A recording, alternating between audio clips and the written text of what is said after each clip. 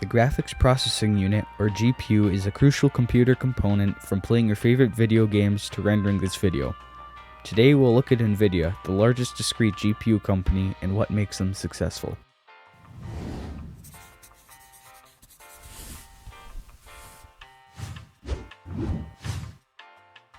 NVIDIA's products are present in many different technological markets, from gaming laptops to self-driving cars. However, 90% of NVIDIA's profit comes from the sales of their discrete graphics cards.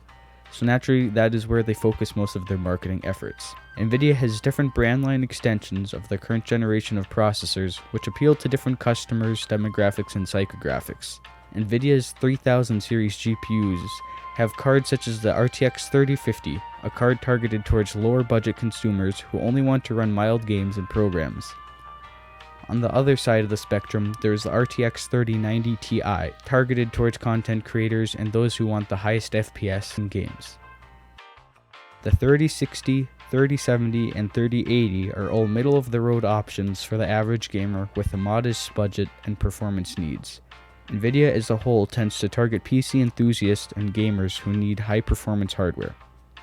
This also means that NVIDIA customers generally have deep pockets as their higher-end cards cost over $1,000. NVIDIA's product, their discrete GPUs, are considered the best in the industry as they offer support for different software features such as DLSS, RTX, and reliable software drivers. They also work with other manufacturers that design different cooling systems which give their cards different aesthetics and performance capabilities. Their higher-end GPUs offer SLI support, where professionals can hook two powerful GPUs together to get even more performance in demanding applications. NVIDIA is able to compete with its competitors such as AMD in terms of price.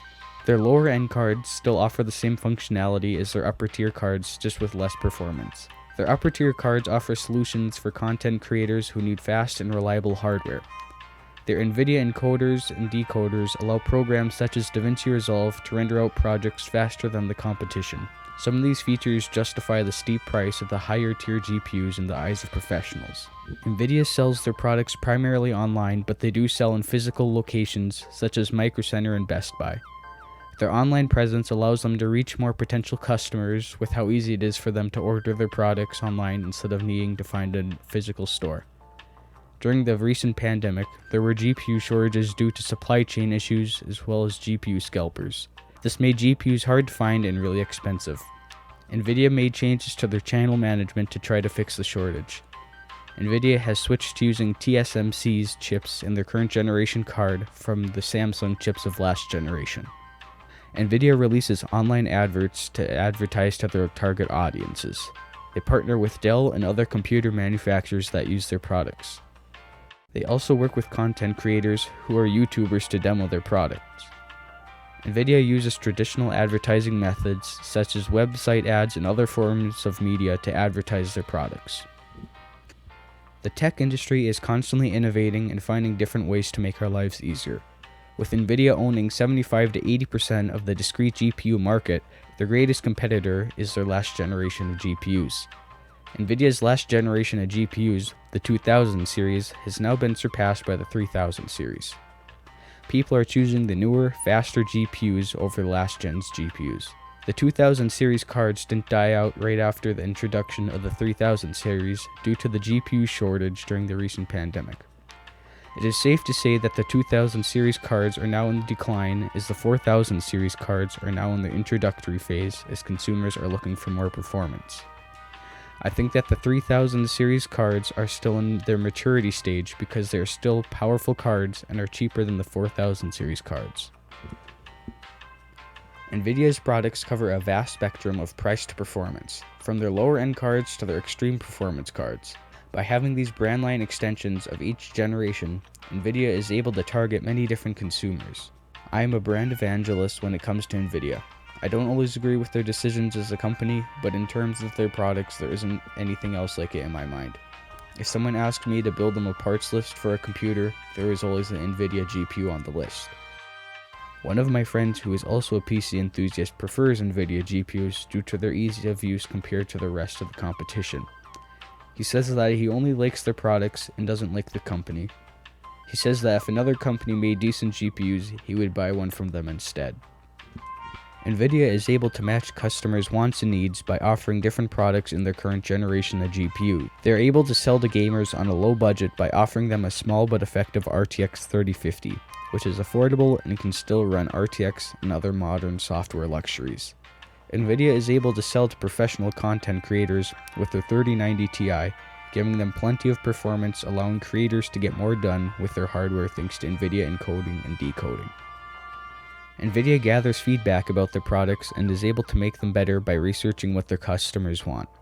They compare their products to other GPU manufacturers, showing they have intentionally researched the competition and identify holes in the market where they could release their products. NVIDIA's graphics cards appeal to those who want high-performance GPUs.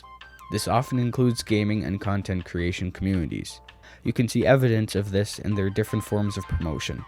When they release new GPUs, NVIDIA often shows their new cards performing against last-gen cards in popular games and applications. NVIDIA relies on co-branding to offer different variations of their GPUs. They work with manufacturers such as MSI, Gigabyte, and Asus to release different versions of their graphics cards.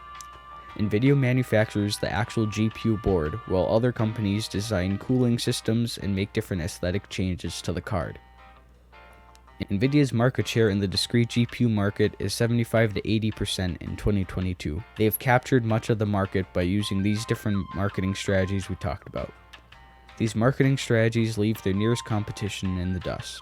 NVIDIA and AMD, the two companies that make most GPUs, have turned the discrete GPU market into a captive market. PC enthusiasts have to choose one or the other if they want a reliable graphics card. Other companies such as Intel are now entering the market, attempting to break up the duopoly. Some of NVIDIA's GPUs are priced to skim the market. GPUs that have a lot of aesthetics cost a lot more than the base version of the GPU. When NVIDIA releases their own cards, they rely on penetration pricing to make a profit. They want to sell large quantities of their products at average to low prices.